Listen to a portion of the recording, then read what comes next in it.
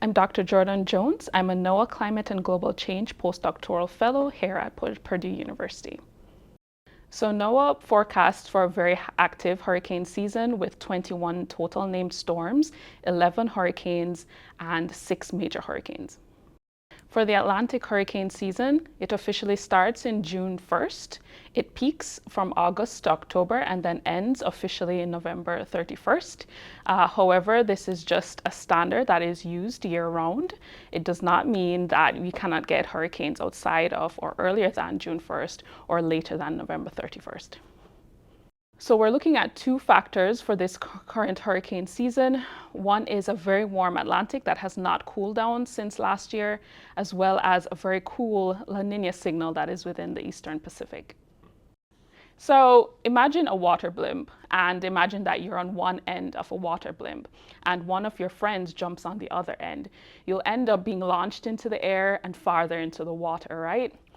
Now imagine that you have two friends that jump onto the other end of that blimp. You'll definitely be launched higher up and much farther into the water. So this is the exact same scenario with a La Nina. It aids the Atlantic with its very warm waters to provide more force to the Atlantic season. So you can think of it as a much more favorable environment compared to when you have the Atlantic just working by itself. Right, so when the Atlantic is incredibly warm, therefore when it reaches a threshold of about 26 degrees Celsius or 79 degrees Fahrenheit, it tends to give off a lot of evaporation off of the surface of the oceans. So all of that heat energy gets transported into the atmosphere, and that tends to fuel hurricanes as they pass along. So with the Pacific, it's important to notice that the Pacific does have a remote impact on the Atlantic.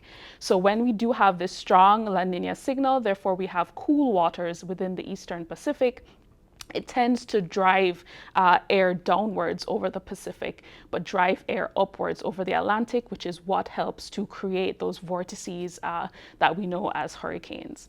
So when you do have a La Nina signal, it tends to promote Atlantic hurricanes, but when you have an El Nino signal, therefore really warm waters in the Eastern Pacific, it tends to drive air downwards over the Atlantic, so it suppresses hurricane activity.